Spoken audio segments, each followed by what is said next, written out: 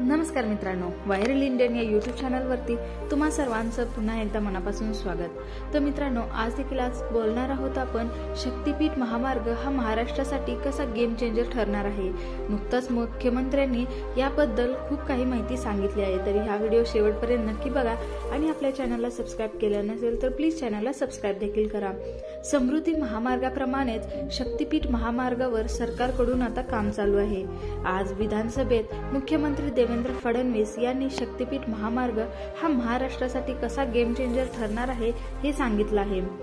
तसंच महाराष्ट्राचं कसं ग्रोथ इंजिन ठरणार आहे हे देखील त्यांनी सांगितलं आहे। तर आपण त्याबद्दल या व्हिडिओमध्ये माहिती जाणून घेणार आहोत। तर महाराष्ट्र शक्तिपीठ महामार्ग हा अत्यंत महत्त्वाकांक्षी असा महामार्ग आहे। नागपूरवरून हा मार्ग सुरू होणार असला तरी शक्तिपीठ महामार्गाची खरी सुरुवात ही वर्धा सेवाग्राम समृद्धी महामार्गावरून होणार आहे।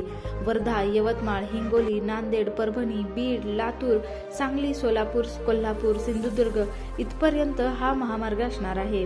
12 जिल्ह्यांमधून हा महामार्ग जाणार आहे, अशी माहिती देवेंद्र फडणवीस यांनी विधानसभेत दिली।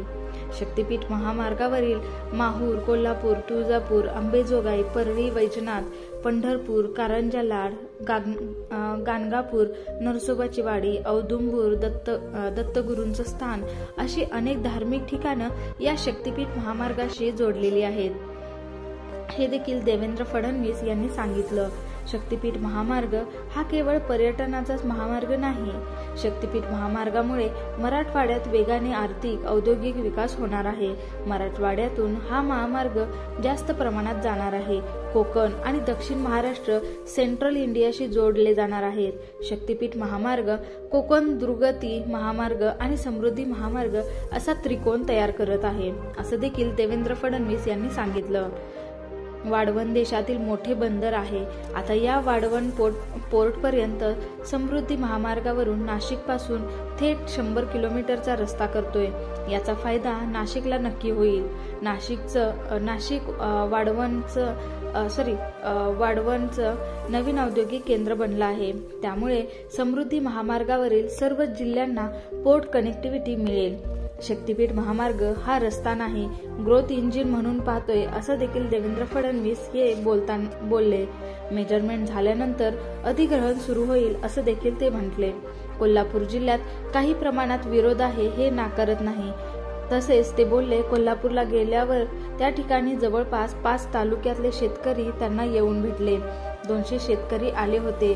बाधित 1000 शेतकऱ्यांच्या सह्या त्यांनी घेतल्या आहेत। तसेच देखील आम्हाला शक्तिपीठ महामार्ग हवाय, असं देखील त्यांनी सांगितलंय। त्यांचं म्हणणं होतं की आम्ही सगळे समर्थन देत आहोत। आवश्यकता असेल तर मोठी शेतकरी परिषद देखील घेऊ, चर्चेअंती निर्णय घेऊ। सांगलीपर्यंत कोणाचा विरोध दिसत नाही, असं देखील देवेंद्र फडणवीस या विधानसभेत म्हटले।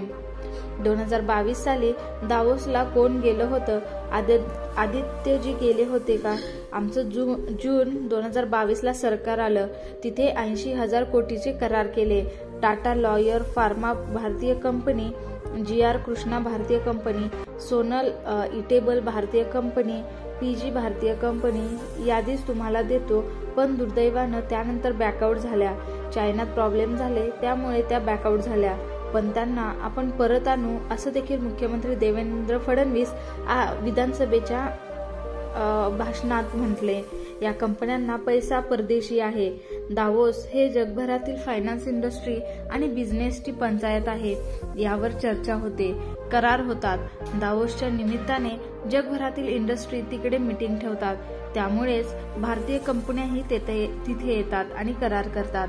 दावोसला जेव्हा राज्य गुंतवणूक आणते तेव्हा जगात डंका होतो।